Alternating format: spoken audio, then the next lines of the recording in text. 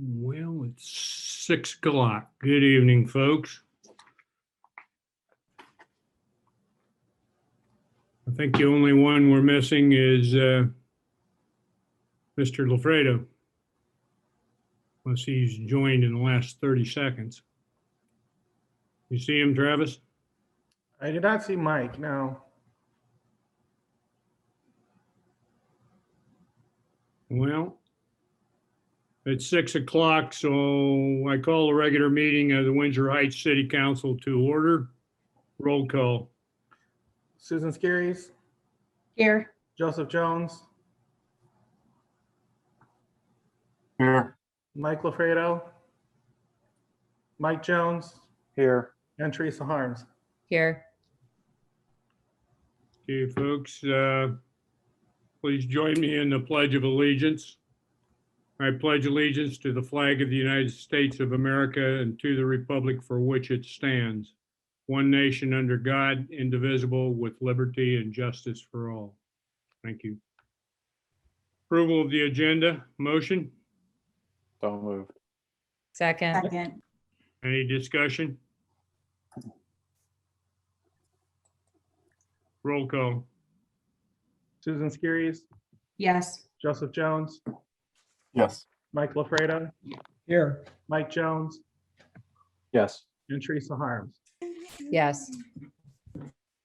Next item is public forum. It's time for the public to make any comment on city business other than what's on the agenda. Please let us know if you want to speak.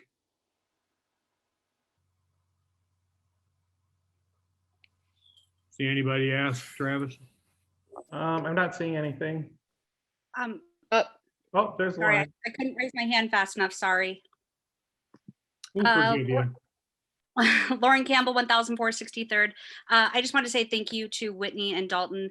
I reached out with some questions about the road construction so I could make sure the members at my studio were up to date and informed that I was describing everything right, and got fantastic responses back. Dalton followed up and to make sure that I understood everything. So I just wanted to say thank you and recognize both of their efforts. I know that this has been a challenging project, and I'm sure people are quick to offer the complaints, but I wanted to offer the accolades as well. Thanks, Lauren. Anyone else? Yeah, it's Edye Beckerman with the Windsor Heights Chamber. I just wanted to point out a few things that are coming up to make sure that they're on calendars. We have a ribbon cutting with Gravitate this Thursday at 4 o'clock. We also have a speed networking event the following Thursday, the 27th at 11:30 in the morning. And then just a little bit further out, just so people can put them on their calendars, the ribbon cutting for Dinner Dispatch is June 24th, also at 4 o'clock. Their sign just went up. You probably noticed this last week. And then a little bit more in the future, the annual golf outing is taking place on August 5th, as well as we will be recognizing the Citizen of the Year and our Business of the Year on August 3rd at night in the Heights. And then, of course, the 3rd of July parade that is taking place on Saturday. Edie, can I ask you a question? Sure. Go ahead, Mike. I've got a neighbor, Edie, that started a business. I think Susan knows who I'm talking about, on Northwest Drive. Okay. Pick up food. And I think I don't know if she's using the commercial kitchen or doing it out of her house. And her first name is Jessica. And her, just right across the street from me, you may not know where I live, but Susan, you're familiar with it. Jessica Merrill? Yeah, that's it. Yeah, we just did her ribbon cutting last week. Okay, where did you do that?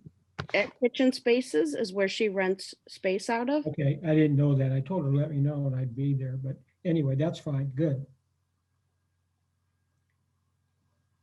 That's who it was. Thanks, Edie. Yeah, thank you.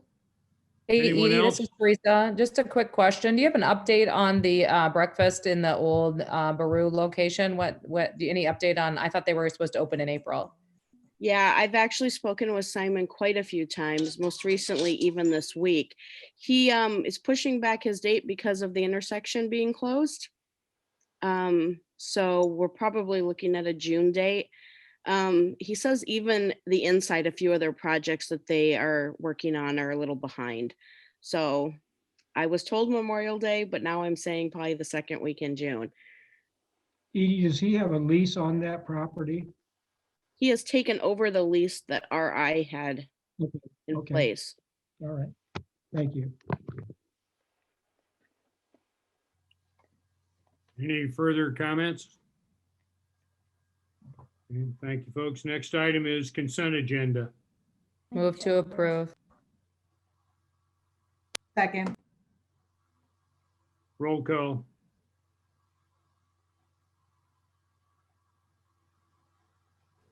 Susan Actually, let's Skiris, back up and see if there's any discussion. I missed that on my notes, sorry.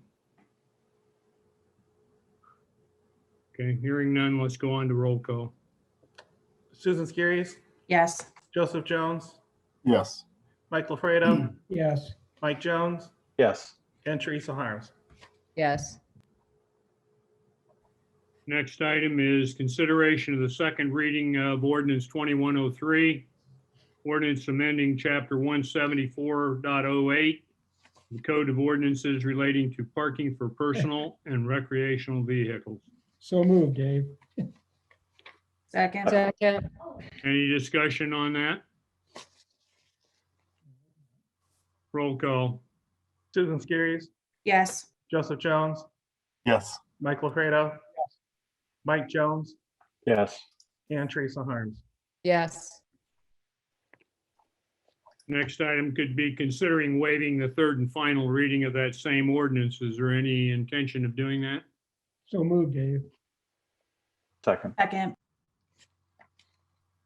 And obviously no further discussion. Roll call. Susan Skiris, Yes. Joseph Jones, Yes. Mike LaFredo, Yes, Mike Jones, Yes. and Teresa Harms. Yes.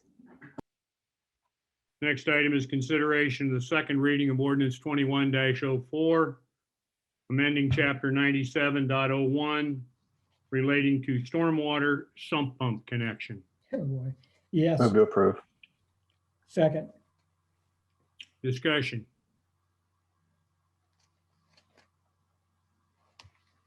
Hearing none, roll call. Susan Skiris, Yes. Joseph Jones, Yes. Mike LaFredo, Yes, Mike Jones, Yes. and Teresa Harms. Yes. Consider waiving the third and final reading of ordinance 21-04. so moved. Second. Any discussion? Roll call. Susan Skiris, Yes. Joseph Jones, Yes. Mike LaFredo, Yes. Mike Jones, Yes. and Teresa Harms. Yes. Now, can I ask a question, Dave? Is it appropriate that I can? Go ahead. With regard to this ordinance, because we've been discussing that and there's been a lot of complaints, are they going to contact the person that we developed this around? On Allison? I know, I'm just not answering because I don't know the answer, Mike. Mr. Mayor? Go ahead, Dennis. Mike, once the council finalizes action on this item, then we're going to be readdressing that issue out on Allison. And then after that, as we receive complaints, just like if it was a nuisance complaint, we will go out and investigate. And if it fits the parameters of the ordinance, then we'll pursue it just like it's spelled out in the ordinance. Dennis, let me ask you this then, and I appreciate that clarification. If it's an ordinance and they're putting in like a new street and there's sub pumps to connect on, wouldn't they have to follow that ordinance to begin with? Or do you have to wait for a complaint? I think that the ordinance is written in a way that you have to demonstrate a some type of impact to the public health and safety. So we don't typically as staff go out and look around for things like that. So if we get complaints, then we'll go look those over. Well, If somebody says that they want to connect, then we'll also take that on. Well, Dennis, it seems like when we're doing constructions and they provide that opportunity, we're supervising that project. I just don't understand why it wouldn't be done at that point. In those instances, Mike, it can be done. The property owner can be required during those construction projects because it'll be beneficial to both parties. Right, I agree. Yes. Okay, that was my question. Mhm. Thank you. Next item is, excuse me, consider approval of 28E and memorandum of understanding related to Westcom 911 dispatching transition to include a initial payment. Dennis, you want to? Mr. Mayor and Council, Chad's going to give you an overview of this. It's pretty complicated. And then we also have guests from Westcom that can speak to this and make a presentation and answer any questions that you might have. So Chad? Okay. Yeah, so as noted in the council action form, the 28E for all member agencies in Westcom was revised and rewritten by Westcom, and all member agencies will have to have their council sign off on that. The MOU, Memorandum of Understanding, is the more specific component to Windsor Heights joining Westcom. And Chief Riney from Westcom and City Manager Matt McQuillan, who is the chair of the Westcom Management Committee, are both on and have a short presentation. So it looks like Chief Riney, Travis has made you co-host, and you should be able to share your screen if you guys want to go ahead. Then I'll answer questions afterwards.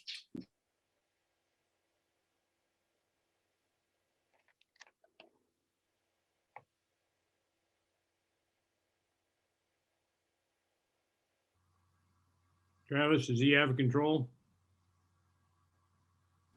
Yes, I did give him co-host rights. Let me try it again.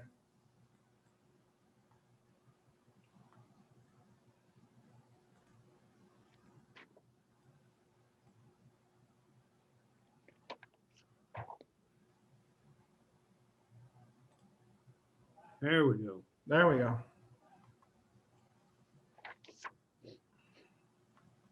I recognize the building.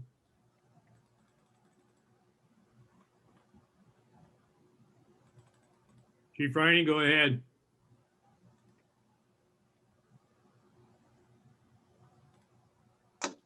And you guys can see that okay?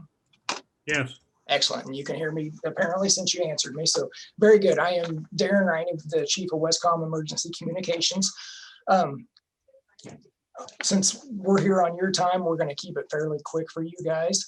Westcom is a consolidated dispatch center for Clive, Norwalk, Urbandale, Waukee, and West Des Moines. We dispatch for police, fire, and EMS in all of those cities. The reason West Des Moines has a third emblem there is that because their police, their fire and EMS are two separate entities still within that city. So they have an extra patch for their city.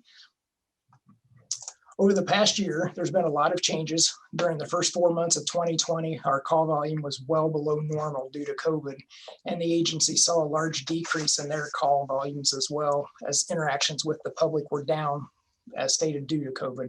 As we move forward, we were returning to normal call volumes at Westcom. In the first 4 months of 2021, Westcom sent an increase of 600 911 calls and over 3,000 non-emergency calls. But what shows me that we're getting back to normal is that we've had an increase of over 5,000 of just general calls of people moving back around, which entails traffic stops, an increase of automobile accidents, and just the calls in general, getting us back to the pre-COVID levels. As part of the process over the past year, Westcom has gone through its first strategic plan for the department. We've had 3 main areas of concentration, including governance, where we realigned the oversight boards of Westcom and gave all the cities more of a say in the operations. We gave the police and fire chiefs a more hands-on capability of how Westcom operates.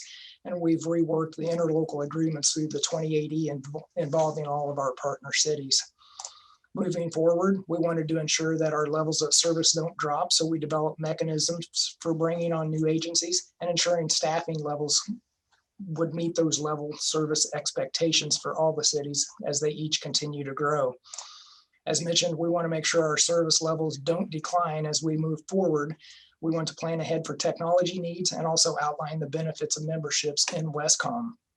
and the main reason we're here tonight, the updating of the 2080. And for that, I'm going to turn it over to Matt McQuillan, Chairman of the Westcom Management Committee. Good evening, Mayor and Council. Matt McQuillan. I'm City Manager, City of Clive, and I've been serving as the Chair of the Management Committee for Westcom since 2018. And happy to be before you this evening. And Darren, if you would, you could probably full screen your presentation there so it's a little easier to see. There you go. So the 2080 changes that are being proposed, of course, Windsor Heights, with you all proposing to be a new member to the agency, are not familiar with the previous 2080 agreements. This will actually be the 5th restated agreement. So we've had a lot of involvement and growth in Westcom over a number of years, and excited to be before you this evening to for your consideration to join Westcom under the terms that are in the memorandum of understanding. But some things that I wanted to point out specifically with the 2080 is follows up a little bit on what the chief outlined in terms of particularly the governance section of the strategic plan effort. What we see the 2080 as is really the memorializing some of those goals that were identified in the governance in terms of the involvement of the governance structure. Currently, the management committee is primarily made up of the chiefs of the agencies of the cities and myself as the chair.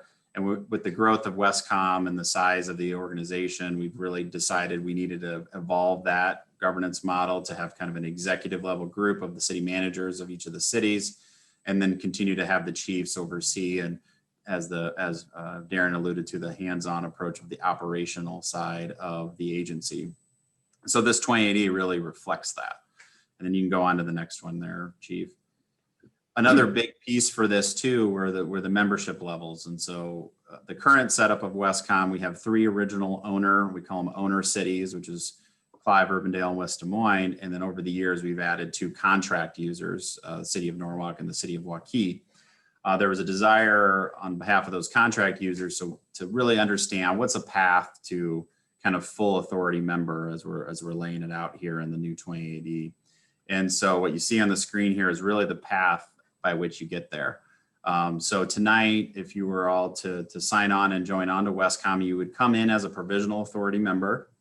And so you would have a ex officio position on the board for 3 years with a non-voting right. And then after 3 years, you would have a voting capability, and you would transition to a partial authority member. And then for every dollar that you contribute to Westcom's operating budget based on population, is our current allocation model, there's a 25% credit for every dollar that is contributed that goes towards full ownership. So there are assets at Westcom. The most valuable that is our radio system that was expended outside of the normal Westcom budget. So the 3 original owner member cities actually bonded for the debt associated with going to a full digital radio system that was upwards of $5-6 million that was allocated based on percentages of the population. And so essentially that 25% credit is buying yourselves towards your responsibilities of that bigger asset that was outside of the normal operating budget. And so when that point hits, when you hit that threshold, then you would become a full authority member. So for example, under this new 2080, the city of Norwalk, who's been in Westcom for about 7 years, is going to be reaching that full ownership status with some asset transfers of their tower site that they have down in their water tower that's associated with the Westcom system. So they will be becoming a full authority member in Westcom. The city of Waukee will still be a partial authority member, but they're on a path in about a year or two because of due to the 25% credit to also become full authority members.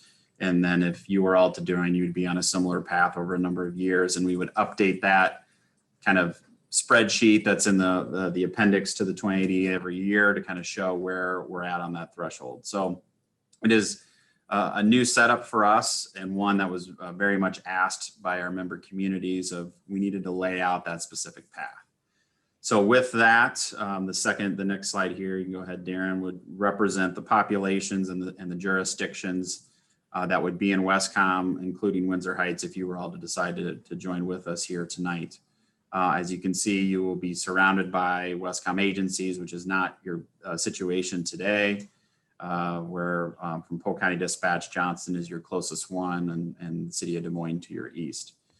To give you a little bit of a update too, as we move forward, there's a number of projects related to the strategic planning items that Chief alluded to. We have some rehosting work, kind of reconfiguring the network of Westcom. The technology component of Westcom is huge. I would say that obviously the dispatchers are the most important asset that we have as an organization, and the folks doing the hard work, but the technology and the radio system is right behind it. So we're doing some reworking of that, put ourselves in an even stronger position than we are today in terms of our cybersecurity and network efforts.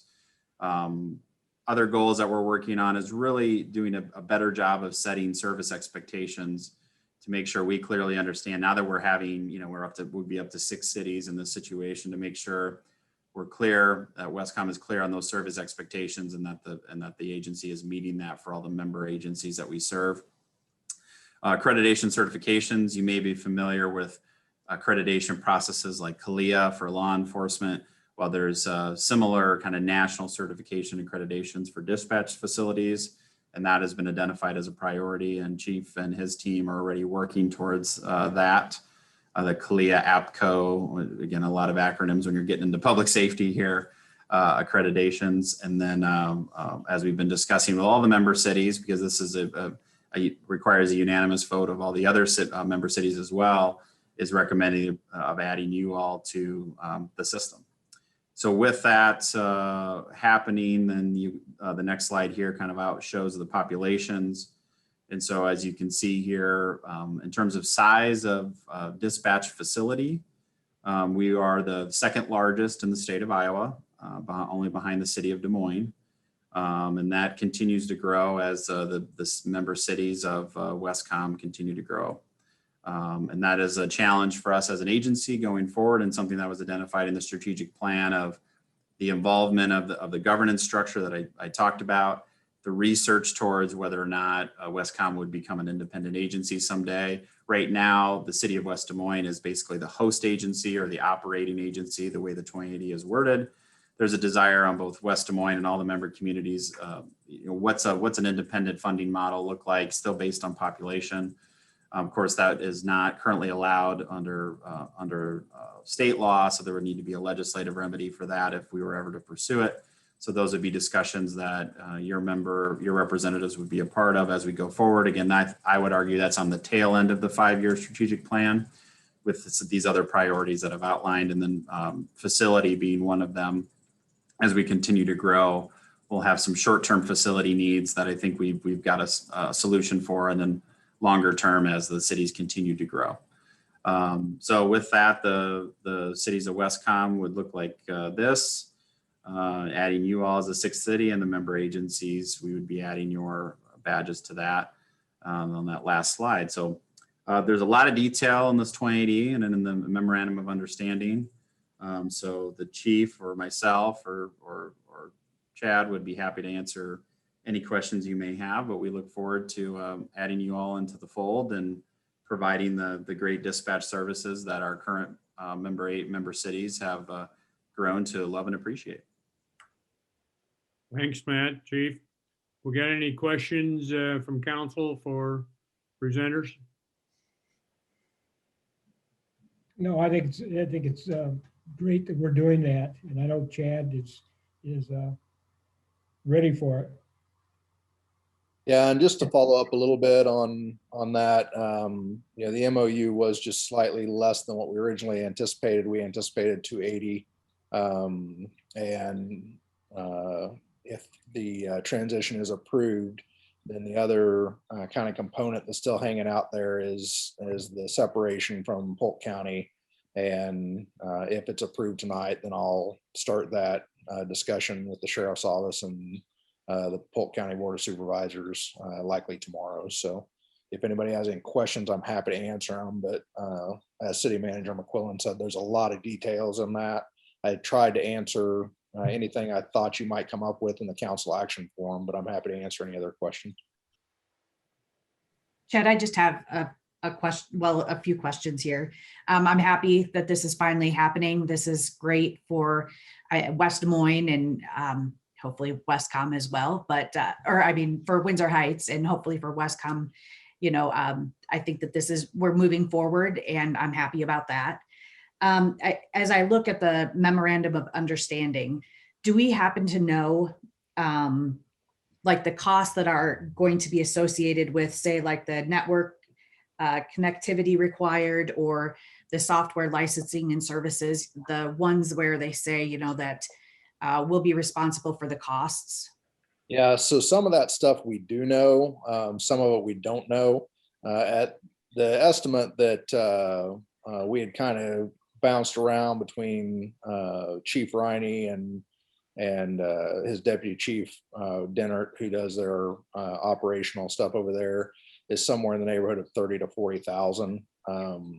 But some of that depends on a couple of different things that may be high estimates. For example, Central Square Technologies is a company that they use for their RMS, and getting us up to date on that system, we think is going to be a little easier than what Central Square originally thought, because one of the things Central Square included was the inclusion of streets into their system. Well, those are already there because they already have us in their system.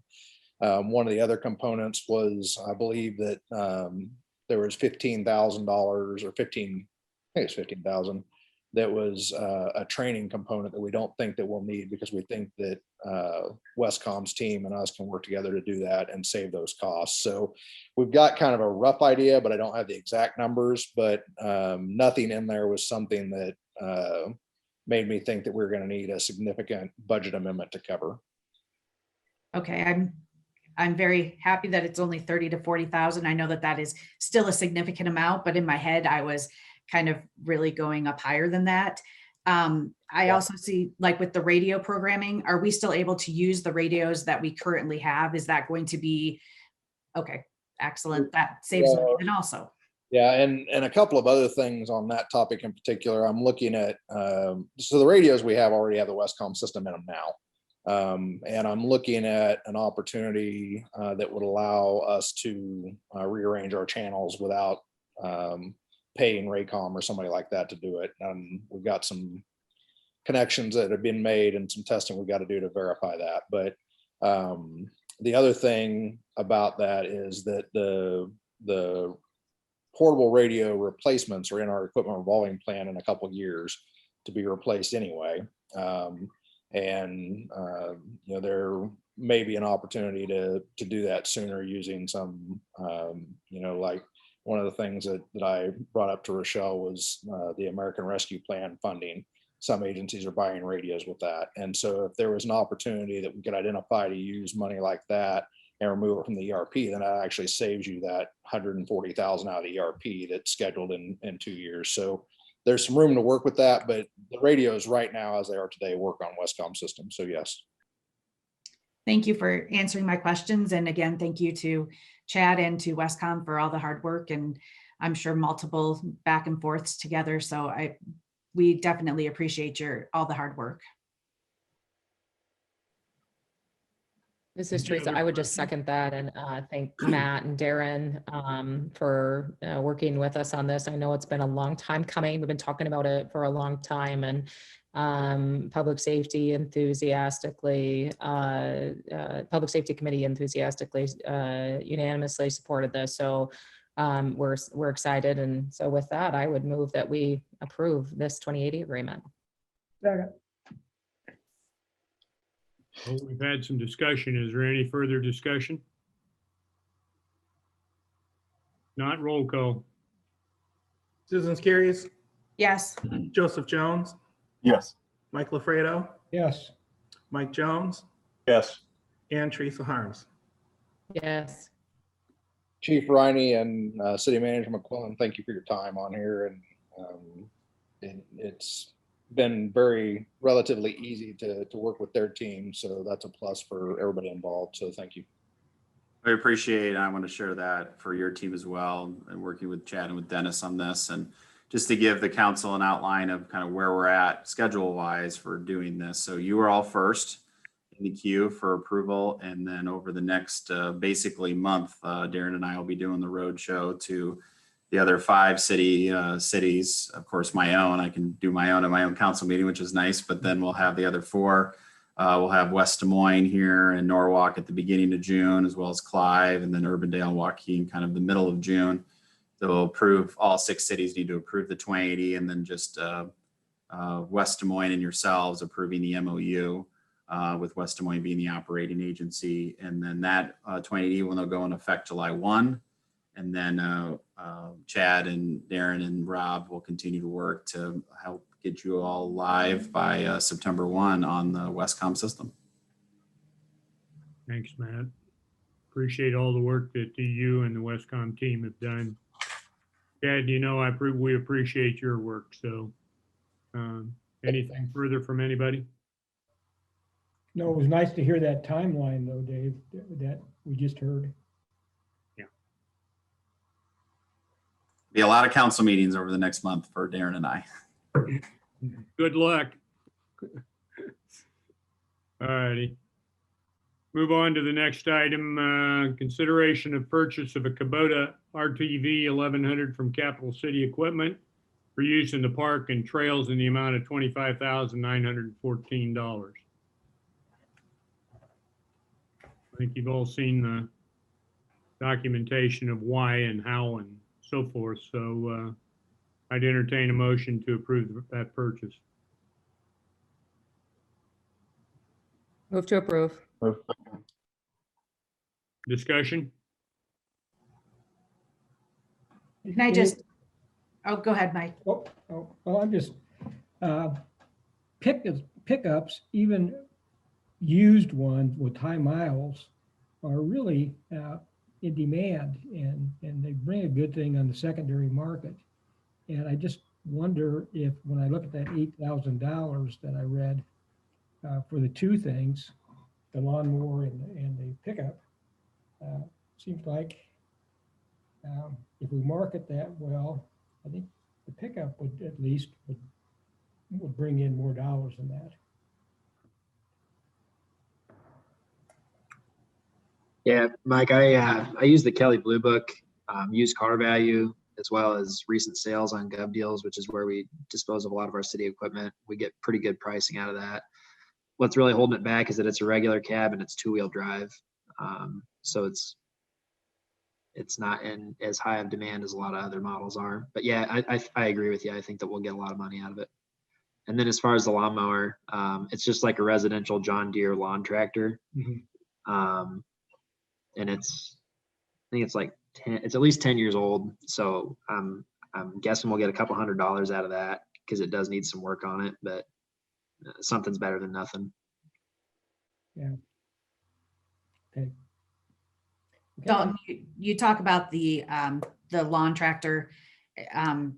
Are we purchasing another lawn tractor to go in the place of that lawn tractor then that we're selling, or what kind of is the thoughts there? Is that just a one that's sitting around collecting dust, or? It doesn't really collect dust. We use it in the park right now, primarily for just hauling around trailers and mulch. And with this UTV, it has a dump bed on the back of it and a significantly higher towing capacity than our lawn tractor does. So we won't need to replace it. And we bought a zero-turn mower. I think it was 2 years ago. And so we're just trying to be a little more innovative with our equipment purchases, really looking at what we use it for and if there's a better tool to do the job. Dalton, for a couple $100 might be wise to hang on to it for a while, the more. I mean, if all you think you're going to get is a couple $100 out of it. Yeah, we can set a reserve on Gov Deals. So I'll probably set a reserve like $350 or something like that. But one of the items in our facility needs study back in 2018 was to put an addition on the shop. And with the inventory that we had at the time, that was probably warranted. But we've downsized, or we're downsizing our fleet with this purchase, and we've gotten rid of a lot of equipment that just never got used. The city's made over $30,000. Maybe I don't have the figure handy. I think it's over $30,000 or $40,000 on equipment sales. We've thrown a lot of stuff away, like literally old concrete form boards that are split out. So what we're trying to do is free up space in the shop so we don't have to talk about putting an addition onto it. So floor space and cold storage is at a premium. Yeah, I appreciate that, but I'm just thinking for $200, that lawnmower doesn't take up a lot of room. but do what you plan to do, I guess. Yeah, I mean, if you guys would like me to hang on to that piece of equipment, I can certainly do that. I would prefer to get rid of it, but if you guys want me to hang on to it, that's fine too. Well, does it work? Does it run and everything? It does run. I mean, it's getting old, so it's starting to require more maintenance than it's worth. I don't have the maintenance figures. Yeah, but it's something that could be used, couldn't it be, if one of the other ones are break down? No, we couldn't use this for like the commercial mowing that we do. So this would be like what a homeowner has for their half-acre lot. So to mow the park with this or the trails, it would take days or weeks even. But really, we just use it for hauling around a trailer that has mulch in it. Okay. Any further discussion? Roll call. Susan Skiris, Yes. Joseph Jones, Yes. Mike LaFredo, Yes. Mike Jones, Yes. and Teresa Harms. Yes. Next item is consideration of pay request number 11. 2020 Streets Improvement Project for Allison and 69th. Motion Move to to approve. approve. Second. Any discussion? Roll call. Susan Skiris, Yes. Joseph Jones, Yes. Mike LaFredo, Yes. Mike Jones, Yes. and Teresa Harms. Yes. My puppy dog just unhooked my power to my laptop sometime during the last 24 hours, and it just told me it was going to die. I had to get up and replug it in. Thanks for Next item is consideration of pay request number 10 for College Drive improvement projects in the amount of $62,792.63. Motion. move it. So Move to moved. approve. Any discussion on College Drive improvements project? Roll call. Susan Skiris, Yes. Joseph Jones, Yes. Mike LaFredo, Yes. Mike Jones, Yes. and Teresa Harms. Yes.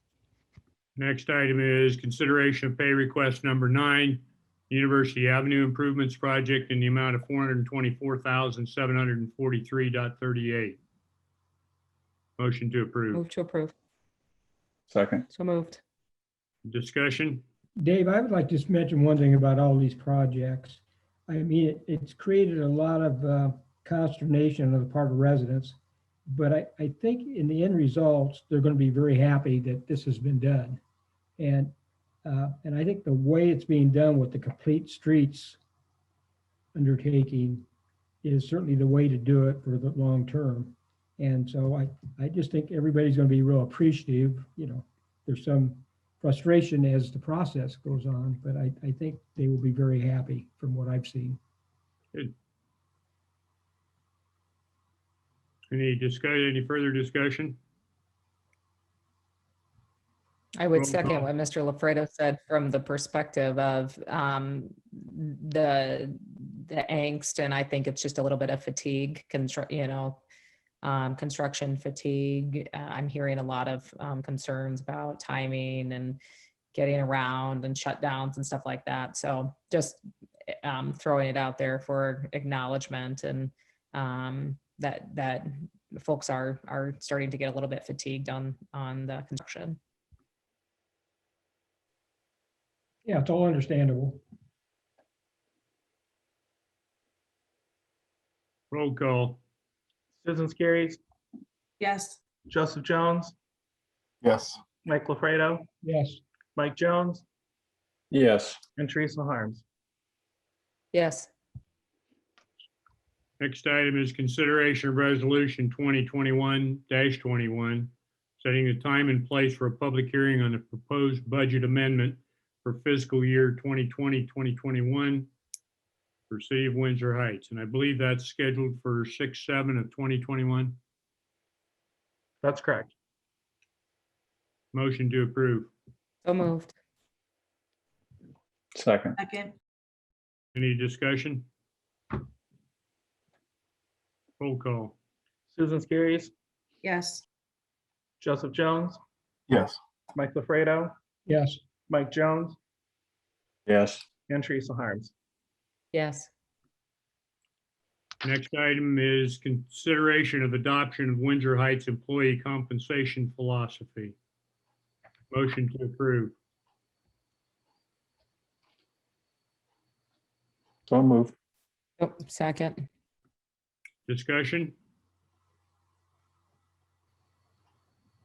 Roll call. Susan Skiris, Yes. Joseph Jones, Yes. Mike LaFredo, yes, Mike Jones, Yes. and Teresa Harms. Yes. Next item J, consideration of resolution 2021-22, resolution approving the City of Windsor Heights employee compensation plan. Motion to approve. I will move to approve to start the discussion. I will second to start the discussion. Okay, we've got a motion and a second. Discussion. Dennis? Thank you, Mr. Mayor. The city has been working on implementing a new compensation program for over a year, dating back to key elements process. In early fall 2020, job descriptions for the non-union public safety, administrative, and public work staff were updated and approved by the City Council. Pontifex was a hired consultant that presented a public safety compensation study to the council in January 2021. They then completed a compensation study for non-union administrative and public work staff in March 2021. The council developed a draft compensation philosophy, just recently approving that and adopting it to serve as the basis for how employee compensation will be developed and maintained going forward. The recommendations from me are for the council to adopt. There's three prongs to this. So the first one would be to adopt figure A, setting the salary ranges for the positions that were listed in the Pontifex compensation studies. Then two, to consider in placing current positions in those salary ranges, targeting moving those positions to the Pontifex minimum, which is the very left column in figure A, but also giving credit to employees that have been serving in over a number of years above average experience in the field. And this additional experience should be recognized by placing those positions between the average minimum and the midpoint. To transition, because in some instances, some of these positions are lagging far behind the average or median when comparable to the labor market. These wide gaps should be adjusted over a 2-year period. And I'm presenting a possible way of doing that in figure C, which includes a 2-year transition to those salary targets. One note in that chart, when you see in year 2, the TBD notation, that is because the target can be reached in the first year and then would follow the normal performance evaluation and wage adjustment program that is recommended as the third part of this recommendation. One issue that was discussed during the work sessions that talked about this was financial impact and sustainability.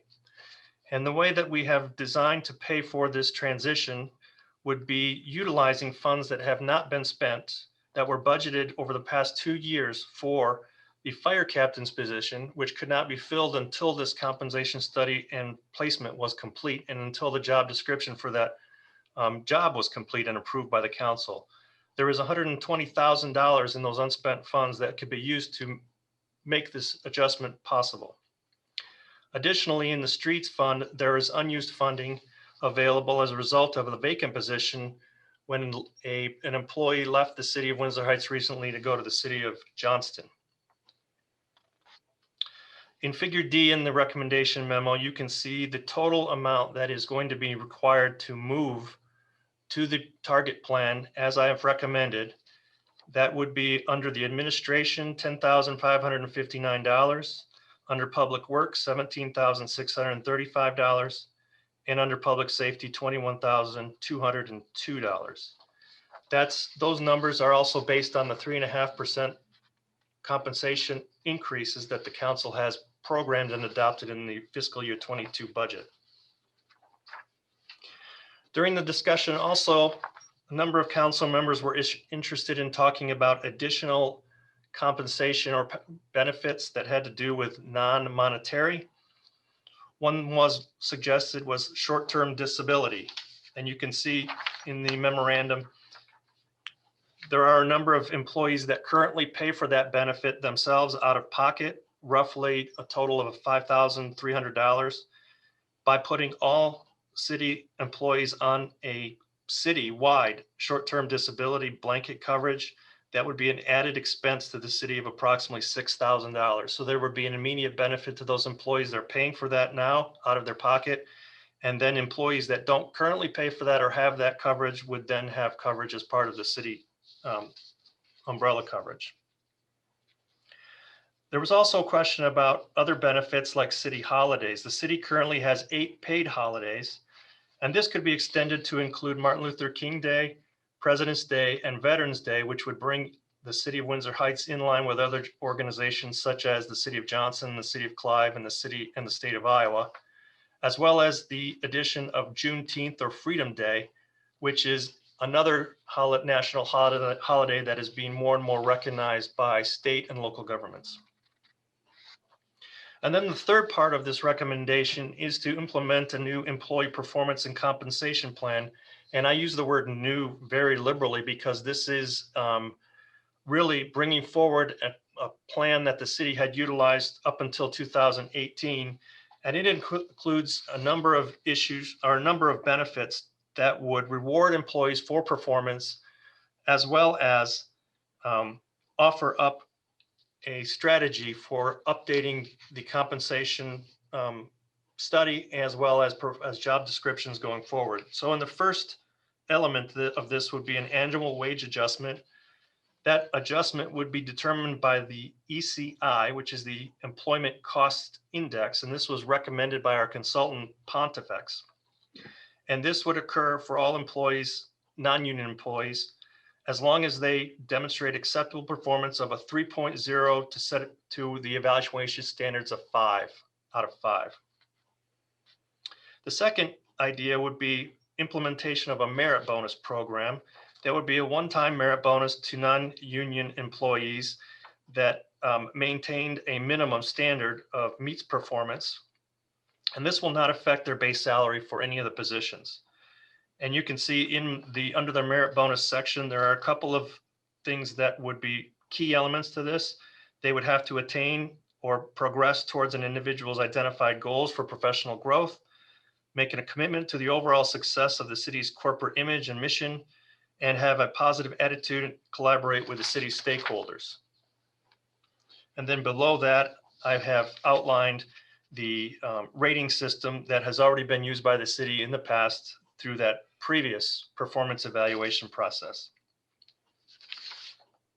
And then one thing that is key to this is the city council's actual allocation of funds for the merit bonus process. So the city council, during your discussions about employee compensation, always wanted to make sure that the city was looking towards its financial viability before making these commitments. And so the council every year will then decide, we will meet together and talk about what the upcoming budget is going to look like. And then the council will have final say and recommendation on an amount of money to devote towards the merit bonus program. And then finally, on the last page of the memorandum, you can see I've laid out the schedule for annual implementation of this, and it goes through from October to the second pay period in July of the new fiscal year. And there are a number of steps, key steps that would be important to this process.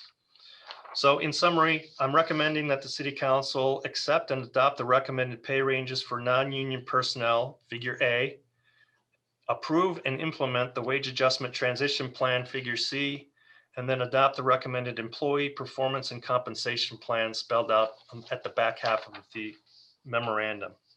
So I'd be glad to answer any questions you might have. The leadership team is on the meeting as well. Chad, Dalton, Rochelle, and Travis, and they can try to answer any questions that you may have that falls within their responsibility.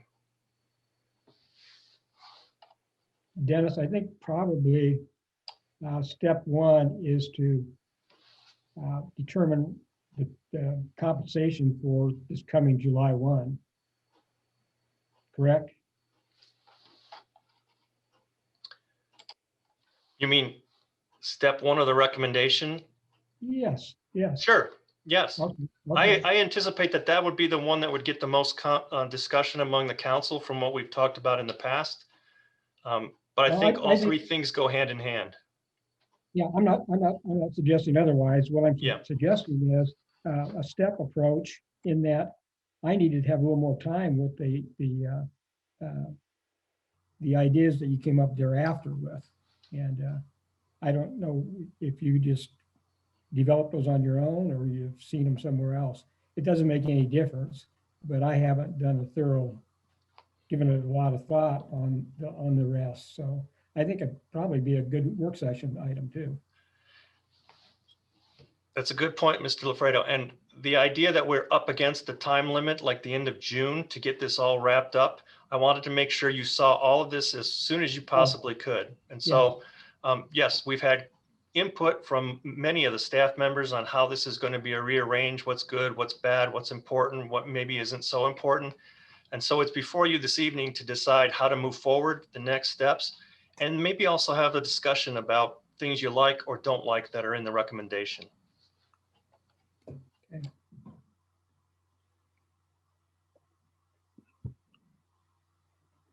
Comments, discussion? Well, just an observation that I have, and I think my numbers are correct.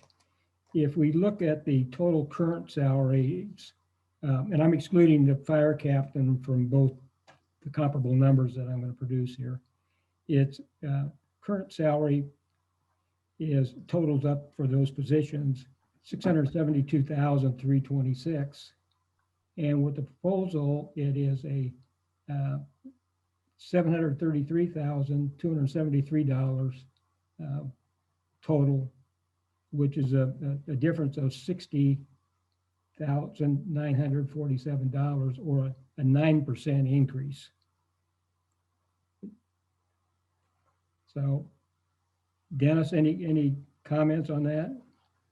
I knew my math expert on the council would go right to the numbers, and I appreciate that. My only comment on that is that the city council has adopted 3.5% increase for that department. Correct. Yes.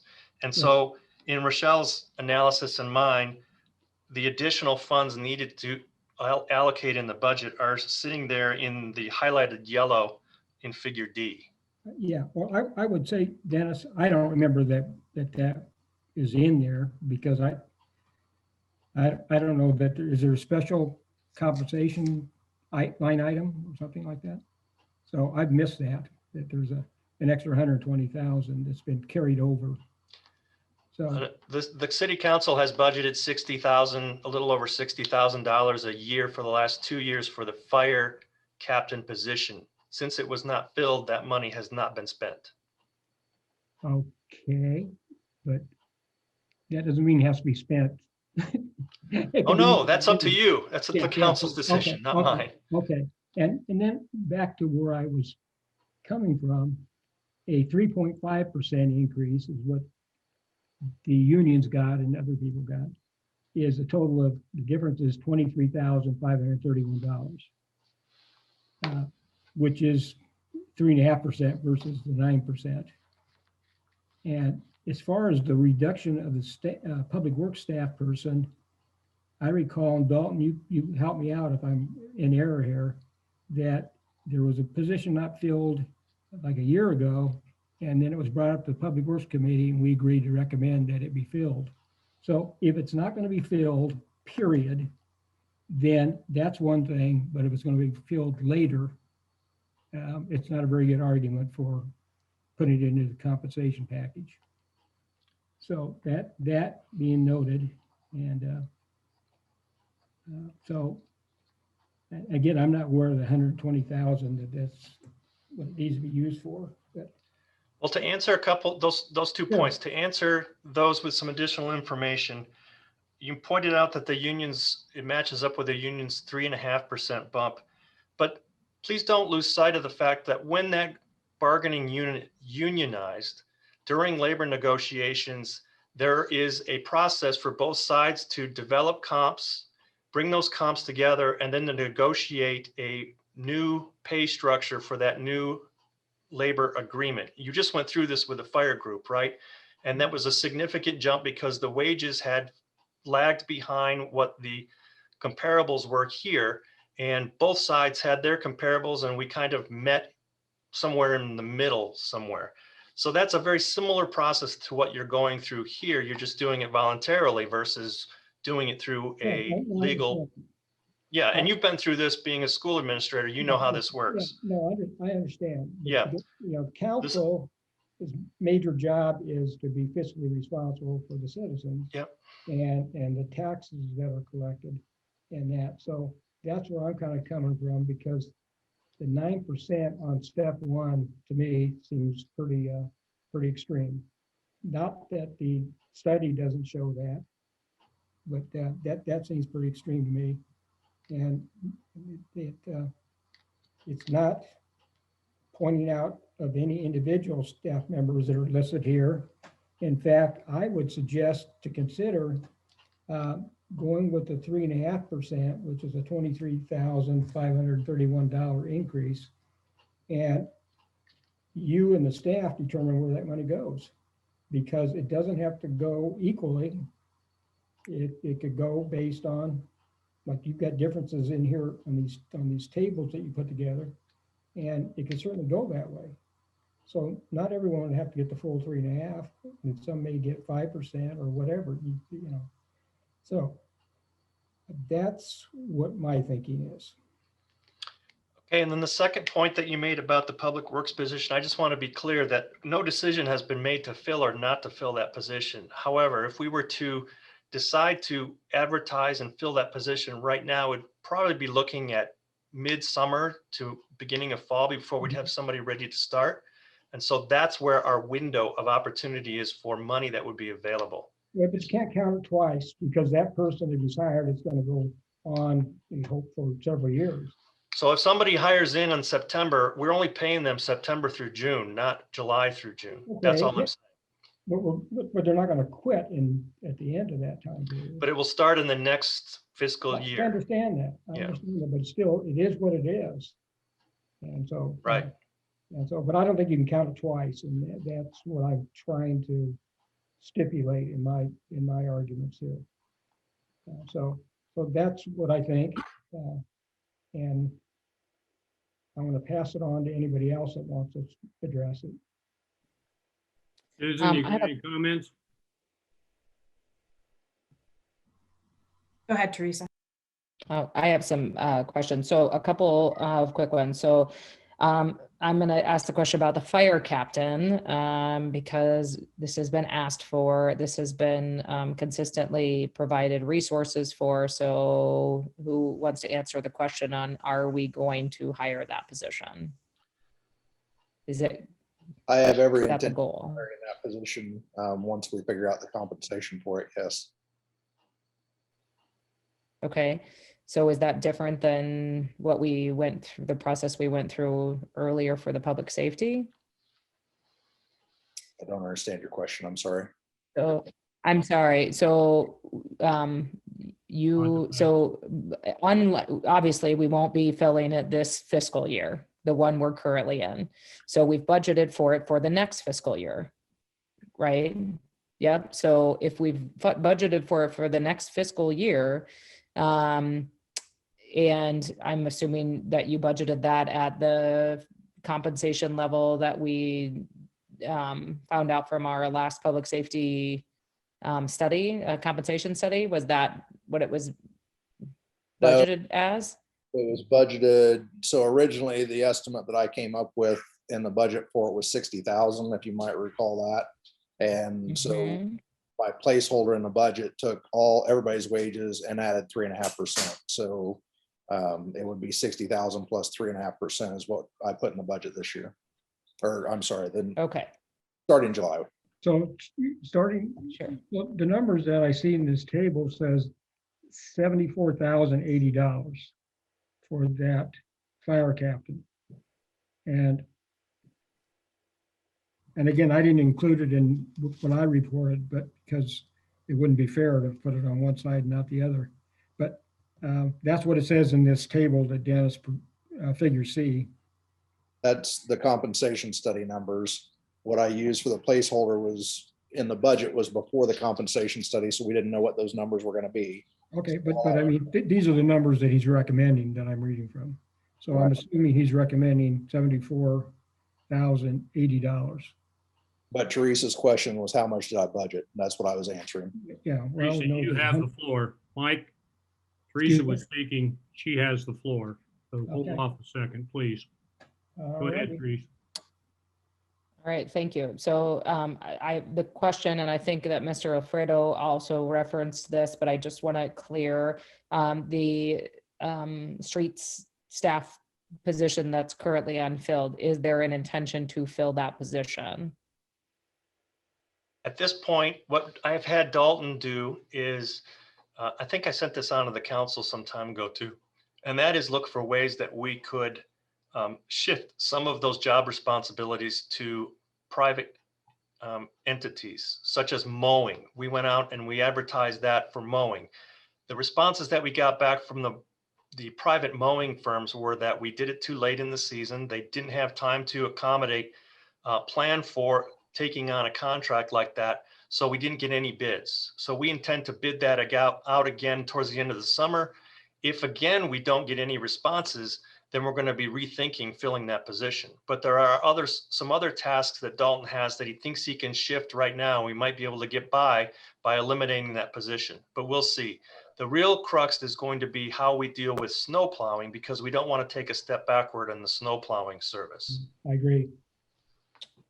Correct, because we have been known to be the best, and that's been, as we have not had fully staffed, that's certainly suffered, and as we had changeover in staff. So potentially both of those positions get filled. So I'm kind of in the same space that Mr. Alfredo is, from the perspective that even though those monies didn't get used for this fiscal year, that builds on to the base of your budget. And so that is my concern. I'm of the school of zero-based budgeting. That is my personal philosophy.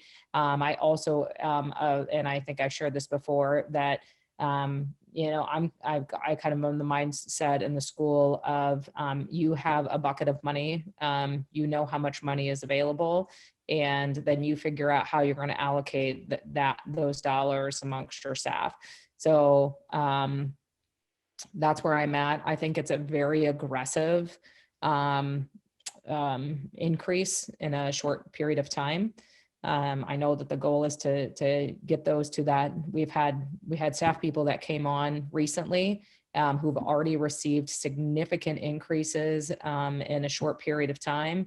And so I do have concerns that we are moving to higher rates. We are. I also look at this from this perspective, and that we are a smaller city, and that certainly also plays a role in where the compensation is at the end of the day.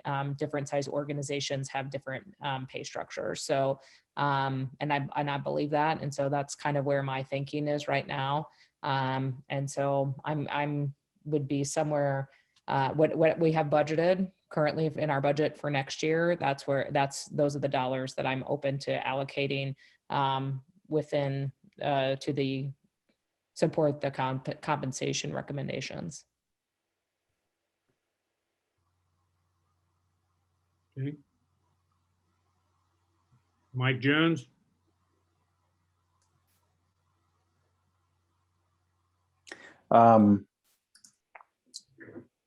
starting with part A or part 1, discussing the ranges. From my perspective, that's sort of where what I've always been interested in doing, is establishing the ranges for people, rather than getting into the weeds of whether or not they should get a 10% raise or what have you. And so the recommendation to essentially follow the Pontifex, study, where the participants, the cities, I think I averaged them out. All the cities that were included have an average population of 39,000 people. I think is pretty unrealistic. I think we did 2 studies. Well, I think technically we did 4, but between key elements and what Pontifex did, and I know there were some issues with the original one with regards to the recommendations they made, but they did do a pretty good job of data collection. And I think I see it really as I could be oversimplifying things. As far as the ranges go, I don't see why we wouldn't take sort of the average of the comparable cities from that study, from key elements. And I believe that was cities from, 3,000 to, I think, 7,500, sort of go through those numbers. And then average those, and then average the Pontifex and sort of meet somewhere in the middle. Because I think that you are then taking smaller cities and you're taking the bigger cities. And that way you can get to a more happy medium. Because I don't think anything's ever going to be brought back that we're going to agree on. So I think that might be a good way to, meet somewhere in the middle, a compromise there. As far as these other things, paid time off, health insurance benefits, short-term disability, the holidays, that all sounds great, Dennis. That sounds like we need to improve in that area. As far as the merit bonus, the evaluation goes, I don't know if that is if you're talking about using the same method of evaluation as in the past, if that's the exact same thing. I guess I'll ask you, is it the exact same thing?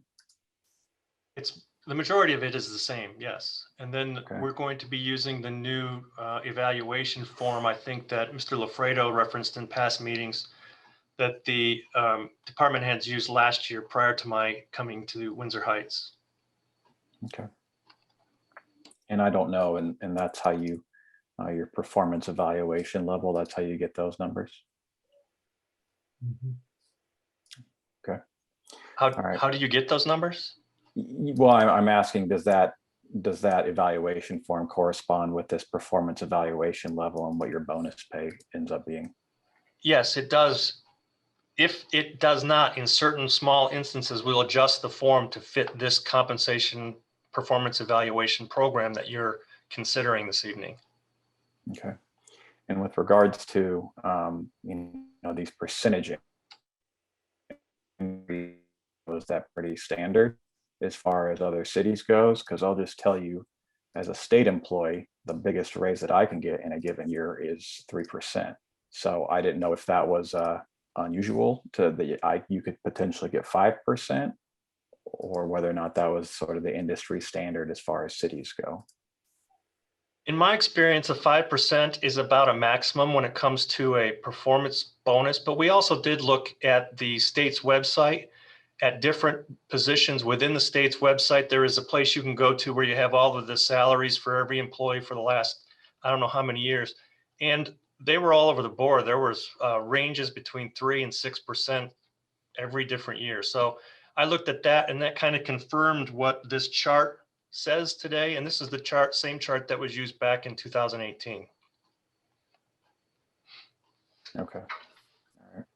Well, as far as the ranges go, like I said, that's always been my biggest thing. And I think a solution is sort of, you know, trying to find a space between what Pontifex recommends and what our older comparable cities recommend as far as data collection.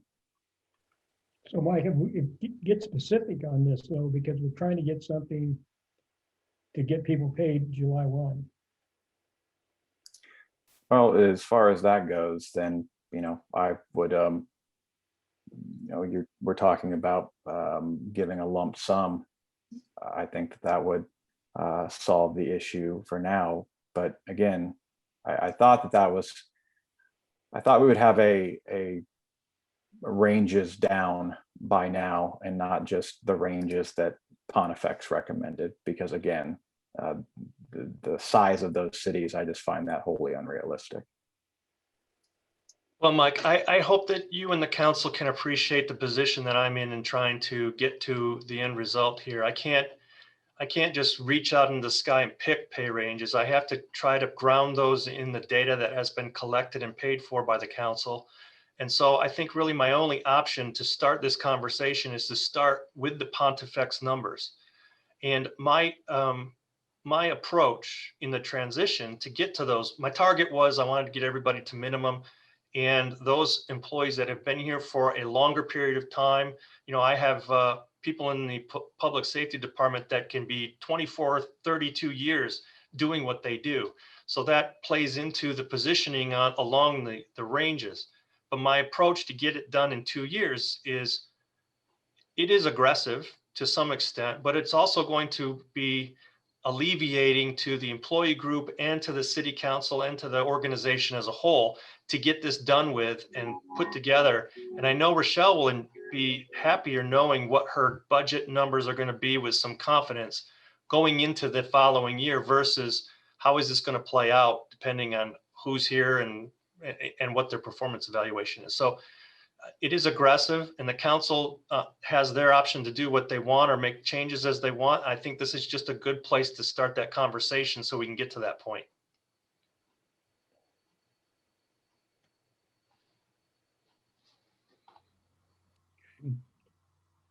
Joseph Jones? I have, I don't know. To be honest, I think we've drugged this conversation on way long over the last several months.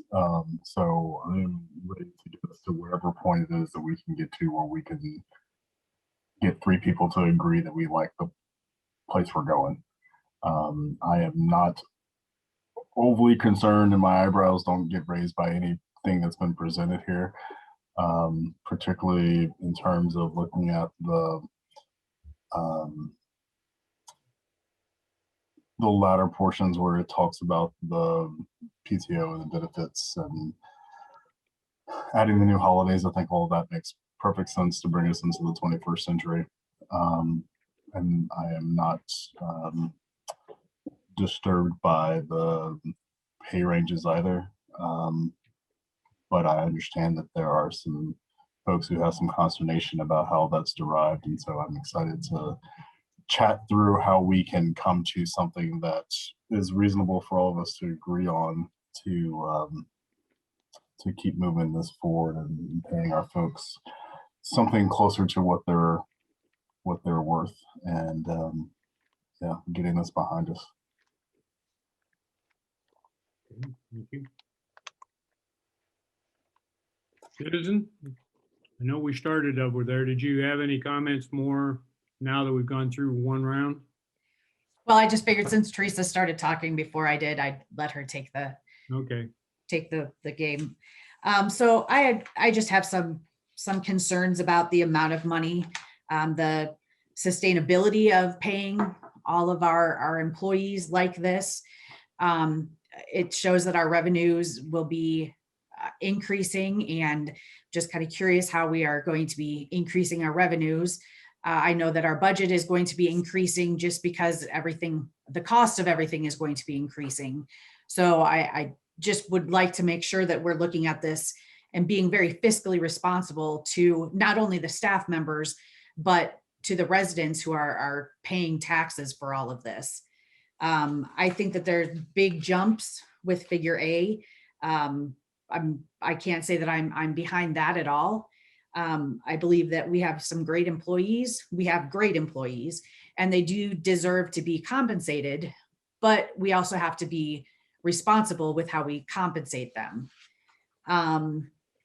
I looked back, and I'm the one that asked for some out of the box suggestions on things such as employee benefits.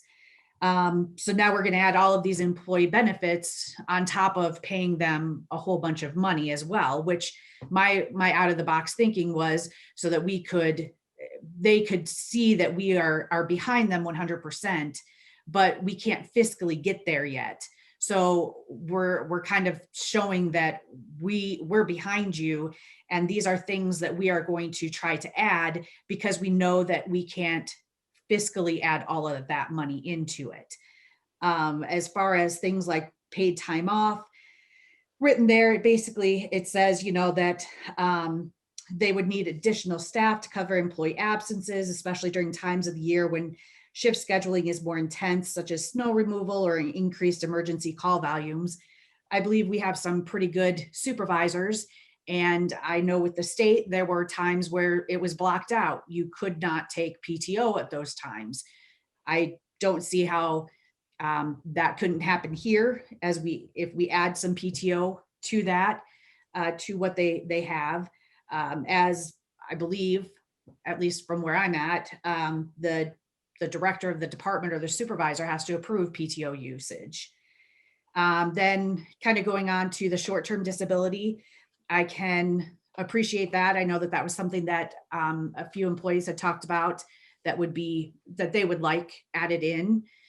The city holidays, even if we keep the current 8 paid holidays, we could look at adding a floating holiday or 2. That means they can take those holidays and it doesn't have to be Martin Luther King Day or President's Day, but I know a lot of different companies are adding in the floating holidays. If 4th of July is on a Saturday or Sunday, then we'll add in another floating holiday that year, something along those lines. Going to the employee performance and compensation plan, I guess for me as a merit bonus, if you are going to get a merit bonus, then my expectation is that the performance is more than meets standard. I believe that should be above and beyond the job duties, or going above what really the job displays out. So for me, meet standard, the meet standard rating on the performance objectives, I am not behind that at all. I want the staff to do the best job that they can, and I don't reward people that just do the bare minimum. They already get their paychecks. And I know that we have a lot of people that go above and beyond, so I'm not really worried about that per se for them for merit bonus, but I don't want it in there that meets standard is what would receive the merit bonus. Let's see. I also go back to the merit bonus calculation. So excellent performance is a 4, I'm understanding. Standard performance is a 3. So I would say that the 4 to 5 with the excellent performance and the distinguished performance, they're the ones that should receive the bonus pay amount. And I, like Mike Jones, have not seen the 5% increase. Maybe it's just because I was not management and I received the union every year, their pay increase. So I will agree with Mike Jones on that. And I think that kind of covers a lot of what I have written down as far as some concerns that I have. Okay. Mr. Mayor, couple responses to Susan. I just want to be clear that I'm not recommending that the city council add PTO at this time. I've heard too much from especially my 2 labor intense departments, public safety and public works, that's going to be a management issue that they right now can't even take time off, the 2 of them, because of all of the tasks that are expected of the departments. So that's one issue. And I'm sure Chad or Dalton would be glad to talk about that if you want to hear more about that.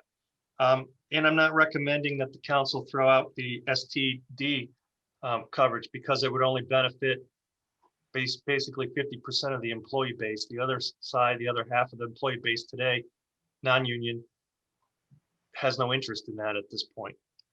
And then the floating holidays, I think, is a great idea that just follows in, I think, with the philosophy or the spirit of what the added holidays would be, and would probably provide more flexibility for the employee to use it when they want to. So I think that's a great idea that we should consider. With that, Chad or Dalton, did you want to speak into about added PTO? Yeah, so currently Public Works employees are barred from taking time off between approximately November 1st and the middle of March. That's not to say they can't take any time off, but like they can't plan vacations to be out of town. And that's right in our employee handbook. So during the spring, summer, and fall, that's when my employees are able to take vacation, and that's when I need them to do stuff like crack sealing or potholes or mowing or whatever else. So just think of annual accrual for PTO and then condense that into like an 8-month period. And it gets pretty tricky to manage because I have a hard time telling my guys they can't take time off if they've rightfully accrued it. I know as a supervisor, that's my role, and I have denied time off, but if they've accrued it and I already prohibit vacation over most of the major holidays, it gets pretty tricky.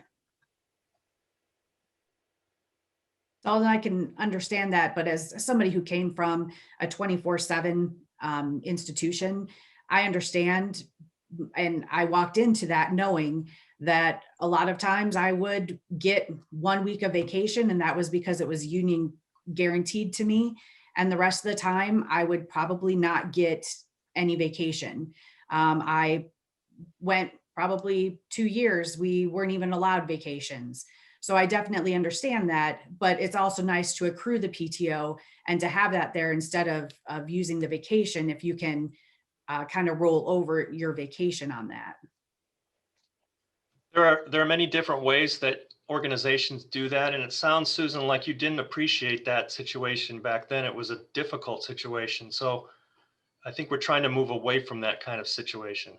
I'm not saying that. I'm saying I knew going into it that I was not able to take vacation on these certain days, or this is what was happening. So, okay, I understand. I'm sorry. And then you talked about offering the short-term disability insurance, and it would only benefit 50% of the people. Well, at $6,000, 50% of the people, I guess I don't have heartache if we do $6,000. And then if it's offered, who knows how many other people would come in and actually take advantage of that as well. I hear you. I completely understand where you're coming from on that. The only thing that I would add is that a good number of those people are unionized already, and they didn't bargain for that benefit. And if we add that to that benefit now, with the philosophy that you're offsetting compensation increases, 50% of the people that are included in this non-union group would not be interested in that benefit as an offset to compensation. That's all I'm saying. Nothing more. I think it's a really good point. That's a very good point. We've been around the table. Any further comments by anybody? Not to add fuel to the fire here, but I would just second the employee time, the paid time off piece. So in my firm, you don't get to take vacation either during the legislative session. So January through the end of legislative session, it's a known and it's pretty common for lots of industries. And so I would just say that I don't think that that is an anomaly in this world or this space, where that's a pretty typical situation where, if you come into this job, plus it's not a surprise, it's in our you said it's in our employee handbook. And if that's how we operate, that's what coming into that job, and you choose to take that job or not take that job. So trust me, I'm the queen of vacations. I love vacation. Dave's palm trees blowing in the background are making me jealous right now. But my point being that there's a time, and as long as you know and you can plan for that, then that's appropriate. Point taken. Dennis, any further comments? Nope. Okay. Hey, Mayor, this is Matt. If I could, I hate to jump in and make your lives the more difficult, but just as a reminder, the Public Works employees have unionized. And so there isn't a contract now. There isn't a contract set for the 21-22 fiscal year, but we can expect to get a request from them this fall to start negotiating thereafter. So whatever you do with them now will be expected as the floor for them to negotiate more after that. So again, not to be a wet blanket, but I do want to remind you that you will be not just having the public safety group, but you'll also be having a public works group after this fiscal year that you'll be negotiating with as well. And Matt, you're never you, a wet Matt. blanket, and that's why we took the Public Works bargaining unit out of this discussion. So we're only talking about 2 employees in the Public Works Department. Perfect. Thank you, Dennis. Yep. So Okay. then that leaves only your management level folks at all that we're making the decisions for within this. So the administrative. Okay. Any further comment? I can't let that point just die right there because I want to make sure everybody's clear. I tried to discuss how this happens in a bargaining unit situation. The bargaining unit will most typically do their own comps, and we have already passed on the comps from Pontifex to Matt Brick, so that when that does come to fruition, when we start the negotiating with the new Public Works Union, that data is available to us now to use during that negotiation. But both groups will have their comps, and those comps will kind of direct where we end up when it comes to compensation in the end. But Dennis, we're talking about the rank and file staff with the unions, aren't we? Right, we're talking about Dalton's team over there with the Yeah. exception of Yeah. Bill. Yeah, so that's kind of a different thing. Right? So I would come back to Mike Jones's earlier comments. It sounds like maybe we need to look at the Pontifex and the key elements data and look at to see if we can come with some sort of range. And sounds like that might be our negotiation as a place to start to look at those 2 different data sets to come up with more of a mid-range. I think staff would be glad to do that. I'll tell you right now, the horror story that I was told as soon as I started working here was do not say the words key elements. So if the council really wants to go that direction and they send me in that work direction, and with the intention of bringing up their criticisms of key elements later, then I don't see there any point to revisit that. But if there's valid data to be used from the key elements report, then by all means, let's pull it out and let's use it. I would be interested in knowing what the other council members think of that approach.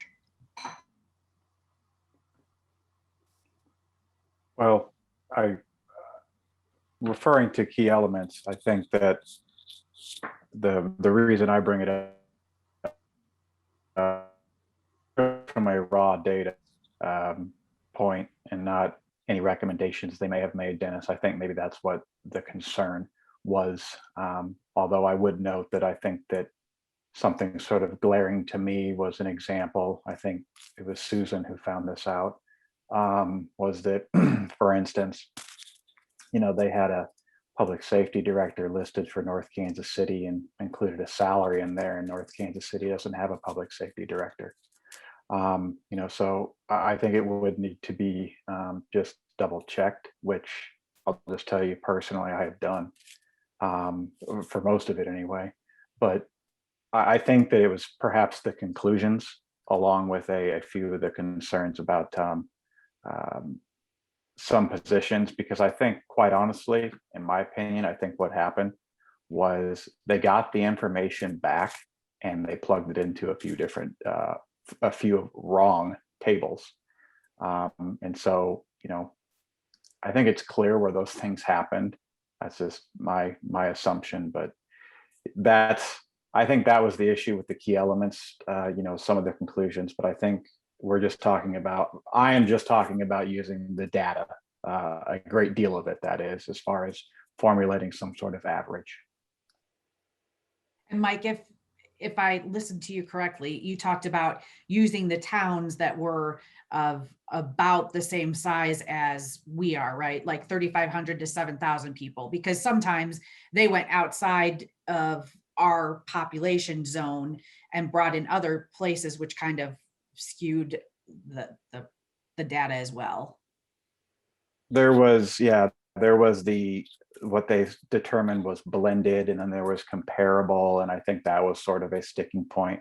The comparison that I am talking about using is simply towns that are comparable in size to Windsor Heights, because they had a number of towns,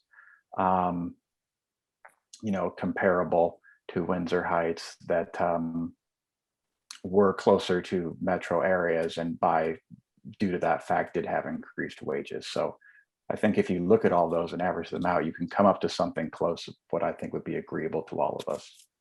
Can I make a comment too? I'm sticking with my earlier one, but I think the major role of council is not to do the administrative job. That is Dennis's role, and that is determine how much funding think we can afford to put for compensation. And then Dennis's job is to decide how to use that money along with the staff. So otherwise, I think it just becomes a circular conversation. Well, it's been one for a while. Well, that's my point. So there's no use of continuing that because it gets nowhere. Well, and I agree, Mike, and that's why I've just always sort of gone back to, I would just hope that I was always just hoping we could say this position makes, between these two things. And then Dennis, it's on you to tell us, or you to say, I want this raise. But if we're using the ranges from, this Pontifex study to justify those wage increases, I can't get on board with that. Yeah, but I think you can get there with the ranges, and Dennis is alluding to that in his information. But I think we need to have a starting point, and that's based on the number of dollars the city thinks they can put forth for the wage increases, and then leave it up to Dennis and the staff to determine how those are used. And I think it's wise to have a range, and Dennis kind of has a range with the above average and the rating from the rating thing. And I'll be interested to look through that, Dennis, and maybe come in and pick your brain a little bit more about that. So, I just think we need to have a starting point right now on how much money of taxpayer dollars are we willing or able, I shouldn't say willing, because it's not my individual money, but we feel we can allocate to the Folks, we have a motion on the table and a second. Well, I have a question for Mike Lafredo, and the motion I made was for discussion, not for anything else. I seconded the motion for discussion to bring this to discussion. But Mike, how, just for my own personal kind of understanding, maybe, how do you think that we can go about figuring the amount of money? Like if we give Dennis, I don't even know, like $50,000 and say, Dennis, take this 50,000 and give this to employees, but how do we figure out that $50,000 is the magic number?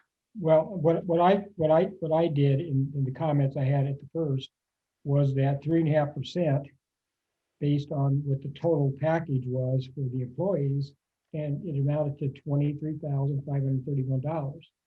That's putting it all together in one pile of money, and then leave it up to Dennis on how he wants to distribute that, or to justify distributing that.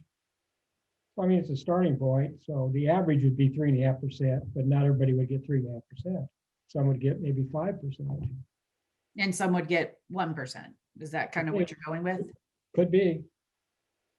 But I'm not gonna micromanage that. That's not my job. I just wondered how we were getting to the money, to the amount of money that we would provide Dennis with your, Well, with your example. Yeah, I just based it on a 3.5%. So, I mean, it can be whatever percent the council comes up with that they think they can afford, that we think we can afford. The council's already given in the budget 3.5% for all the non-union employees. So that's where we're at today. And in my recommendation, I've told you in total how much more money could get us to step one. I think I'm hearing that that's not such a big deal as the sustainability of those salaries once we get to those targets. So maybe Rochelle needs to give you an analysis that shows the financial viability of this plan to make you a little bit more comfortable with the sustainability there. Maybe I didn't do a good enough job in the memorandum or in the chart that I sent to the council. But maybe there's validity in pulling out the old key elements data. I'm just afraid that what we're going to do is devote a lot of staff time to pulling that out and preparing it and giving it to the council. And those old wounds are going to be opened up, and the criticisms of key element is going to come back forward, and we're going to be back where we are today. And I would rather, if we have certain concerns about the pay ranges, like maybe if you say they're too high, don't go over, 90% of what you have in place, Dennis, then that's something I can work with and I can go back and adjust accordingly. Dennis, you talked about step one. I must not be following you. What would step one be? As I look at the paperwork, what would that step one be that you said? So if you go to figure D on page 109 of your packet. Okay. You can see the left column is current salary for that position. Year one is step one proposed. The next column over is the amount of money that was budgeted in the FY22 budget for that position, and the difference, and the total amount that would be required to add to the budget in an amendment to hit step one target. Thank you for explaining. Yes, and then added to that, you can go to figure C above that, and you can see what the step two is going to be, year two. And in about half of those positions, there won't be any need except for the normal budget adjustment because we've hit target one in the first year. Does that make sense? Yes. Okay. Dennis, one quick clarification. So in figure D, so that the highlighted numbers are in addition to the 3.5%, correct? That's right. Yes, that's right. Okay, I want to make sure I understood that. Yes. And believe me, I'm a smart man, or kind of smart. I've cleared those numbers with Rochelle before I even proposed them.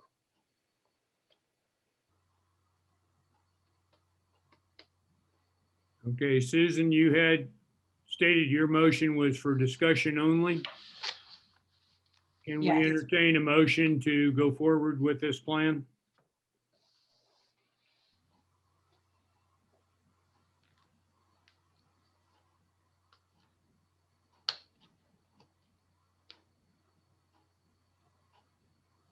Well, I think I've continued to hear that we don't have maybe consensus on particularly the figure D and the additional $50,000 that's needed for this budget cycle to get us there. I understand there's unspent funds to do that, but that's also adding to our base budget moving forward. I do have concerns primarily with the fact that the legislature right now is passing a tax bill that will take away the backfill. So we're going to have a reduction in revenues specifically because of that. And then in addition, we just don't know, what the results of COVID and our economy and all those sorts of things are going to be. And so I want to be very conservative in that approach. I would be interested in taking another swing at coming back with some recommended salary ranges, whether it's open to Dennis's idea of a percentage if the council wants to come from that perspective. Or if we want to encourage him to look at key elements, because that is some data, although we were highly critical of it, mostly because of how it was presented. And the raw data, it wasn't necessarily what we asked for. But I think that some of the data sets are probably appropriate. So I think that we potentially have two options to consider at that juncture, but I'm not sure that I'm ready, or that I'm hearing that we have consensus to pass what is before us today.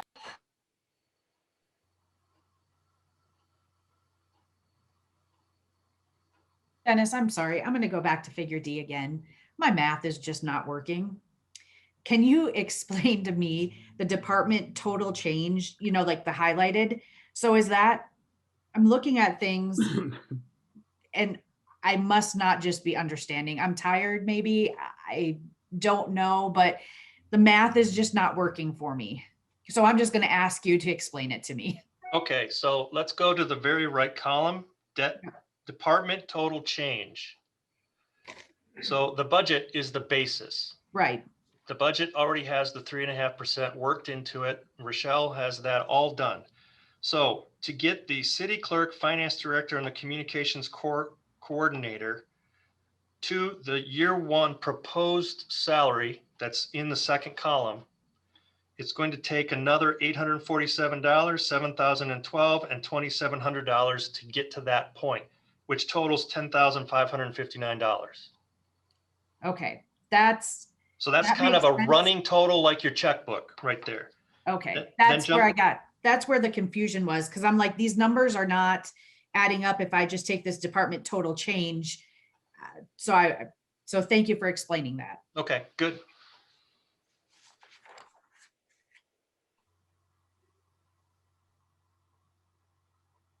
Okay, hearing no, would someone like to put that in a direction statement to Dennis so that he and staff can get along with that?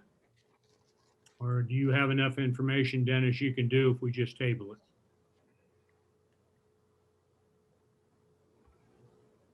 You're muted.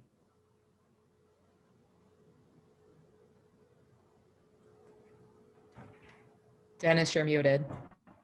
Yeah, I know. Travis just told me. I think I have enough information. If the council wants to just table this till June 7th, I can take this information and come back with a proposal that the council can reconsider. But I want to confirm, my understanding is I'm not going to be pulling the key elements data at this point. Or if you want that, include that in the motion, please. Well, we don't have to make a motion, just direct you to do that. But I do think we're doing a little bit of disservice to our employees by just making a circular discussion here. So that's, again, looking to the employees, as I was and you are. I think the unknowns are something that is unfair to the employees right now. So. Mike, and I think that's a fair statement. And I think what I might just add to that is we still need to get to this as a conclusion. And so in the same token, although it may not be fair, you might not think it's fair at this juncture from the perspective that we've been in this kind of revolving racetrack, but at the end of the day, we need to get that settled so that we can move forward, and we do have ranges so that Dennis knows where to go and how to, and the employees need to know what those ranges are. And if we aren't in a position at this juncture to be able to fully fund this to get the people where they need to be, because if somebody leaves, and then we have a new person come, we really need to be starting them based on the schedule that we have at the, wherever they fit within that range of salary. And so that's why this is such an important tool right now. And we need to make sure that we get it right. So that way we can, and if, whatever these numbers end up, that we end up with, then our staff know where they are. And then we know that we also have a responsibility that, that we have to fund and support that too. to be able to make sure that the dollars are there. We can't just well, I suppose we could consistently go with a 3.5%, but the last time that we did this, because I was here with the 2018 matrix and the ranges at that moment, that you have to make sure that you also have the dollars to be able to support that. And I'm just a little gun shy right now, particularly with where the economy is today, and knowing that we're going to have loss in revenues from the backfill, that I'm just not 100% behind where these numbers are here today, because they're big jumps, and that's going to have a significant impact on our overall budget. Well, have an impact going further out too, because every year will be based on the new numbers. So, so if it's projected out a certain percent, it's certainly going to be larger than it would be at a lesser number. So. Yeah, I don't think anybody's disputing the fact or the claim that this is unfair to the employee group at this point, the non-union employee group. And it's also unfair to Chad, who wants to get that fire captain's position filled. He wants to get it advertised, and he can't do that till he has a starting salary to put with that advertisement. And then also Dalton has the upcoming negotiations to look forward to. So I don't think anybody disputes that. I think everybody understands the situation that we're in, and we also know the deadline. What I've heard today has been constructive, and I'm optimistic. Let's just say that. Dennis, we've approved that fire captain position. I don't know, Chad, what's it been? Well over a year ago, and the position itself was put in the budget over a year ago, but we did not have a job description approved for it until September, October of this past year when we went through that process. So the actual job description has only been approved for 8 months. And then of course the compensation came right on the heels of that. So that's why we haven't hired it yet. well, I think that one should be able to proceed if you establish what the starting pay should be for that captain. So, Well, we have not established that. That's what we're working on tonight. okay, well, Dennis, I think it can be, it's a new position. And so you got to look at comparables on that, I would think, of other departments. And I think I agree with you, Mike. The issue though is we need to have a consistent and fair compensation plan that goes from over all non-union positions, not just the one that you want to fill today.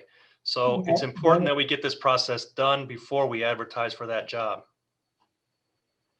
Well, kind of, but there's got to be a starting point for this new person coming in.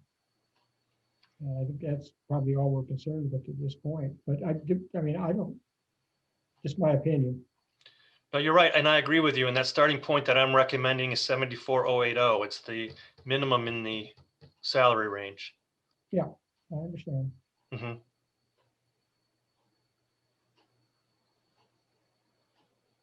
Okay. If Dennis, if you have enough direction, then I suppose the next thing to do is table it until the next meeting. Do I hear a motion to do that again? I will move to table. Actually, could I just have you modify your original motion to discuss or withdraw that motion? I will withdraw that motion. And Susan, you agree? Yes. Okay, now you can make your motion to table. Travis, I would like in the minutes a little bit more detail to the discussion than I've seen recently. You know, what Susan's point was, or what my point was, or Teresa's, or Mike Jones, or Joseph's. So I know you're not dictation, you're not taking dictation, but I think some of the points made, so we don't forget what they were and not have to readdress. Second to table. Okay, roll call. I'll second. Okay. Roll call. Susan Skerries, Yes. Joseph Jones, Yes. Mike LaFredo, Yes. Mike Jones, Yes. and Teresa Harms. Yes. Next item is consideration of resolution 2021-23, waiving pavilion fees for the Franklin Avenue Library. Move to approve. Second. Any discussion? I just want to say, I Roll think call. it's great that, that the Franklin Library is coming back and kind of, I think it'll be a great thing for our kids in the area. Doesn't just have to be Windsor Heights area either, but I think it would be, this will be a great thing for a lot of children this summer. Okay, thank you, Susan. Roll call. Susan Skiris, Yes. Joseph Jones, Yes. Mike DeFredo, Yes. Mike Jones, Yes. and Teresa Harms. Okay. Yes. Therese, have you got anything to report? Yeah, I just, MAC met, so last Tuesday, Dave. Most of the cities reported that they are going, they are opening. Their city councils are back in their chambers and their offices are open to the public. And so I just wanted to encourage us, and I don't know that we've had a conversation about timing. No, we had a conversation, but I don't think we decided on when we would come back into the council chambers. And so I would encourage us to think about that. In addition, most of the communities are encouraging or going to continue to have a Zoom or a virtual meeting option available. And so I would like us to look and to make sure that we have the technology to be able to support that as well. I know one point in time we did Facebook Live and those sorts of things, but people couldn't participate. So if that, I would like and encourage us to look at that, and maybe we can have that as an agenda item on our next agenda. We also had an update from the congressional delegation, staff members, and a legislative update as well. If anybody has any questions on legislative issues, I'm happy to try and answer those as our resident lobbyist, right? But the biggest things that we need to note is backfill is going to be phased out over, I think it's a 6-year period. That amendment just came out this morning. And then in addition, the mental health levy, and Supervisor Brunel has been in to talk to us in the past about that issue in particular. And that issue, that levy is going to go away. And so we will potentially see a decrease in one fiscal year for that. But then it's just, you're going to see that shift for other services. And so those are things that we need to be aware of as we start doing our budget for the next fiscal year. And just knowing that we're just shifting those mental health dollars from the local property taxes, it'll be now funded through the state's general fund. So those are probably two of the most significant things. I'm guessing the legislature will probably adjourn by midweek, since we're in week 2 or 3 of overtime at this juncture. So just share that. And then public safety met last Thursday. And so we had a good meeting, Westcom update, and some other things. And so we don't meet again, I think, until September, but just wanted to thank Chad for all of his work and for facilitating that committee. And we have a really good active group of residents who continue to participate in that committee. So that's all I've got. Thanks. Thank you. Mike Jones? Nothing from me. Okay. Mike LaFredo? No. Joseph Jones? Nope, nothing for me. Susan? Metro Waste meeting is on Wednesday. There's really not a whole lot on the docket for that day. We having an economic development meeting on Thursday within the city. Edie kind of touched on this, but Gravitate is having their ribbon cutting event on Thursday at 4 p.m. Movies in the Park starts off on May 28th with the showing of Moana. We're still looking for some sponsors to provide beverages, miscellaneous items at the movies, and we will always be more than happy to take volunteers to help us throughout the movie series. I think there's 6 movies, and I can't quote the dates, but Dennis has the dates picked out for basically this next fiscal year already. Thank you. Dennis, any concluding remarks? Nothing. Thank you, everybody, for your hard work tonight. Appreciate it. Thank you, Dennis. Motion to adjourn to the council work session on the SIP. So moved. Second. Roll call. Gires, Yes. Mike LaFredo, Yes. Joseph Jones, Yes. Mike Jones, Yes. and Teresa Harms. Yes. Okay.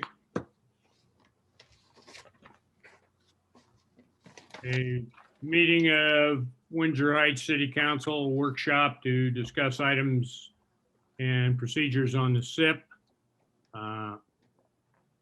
Roll call. Susan Skiris, Here. Joseph Jones, Here. Mike LaFredo, Yes. Mike Jones, Here. and Teresa Harms. Here.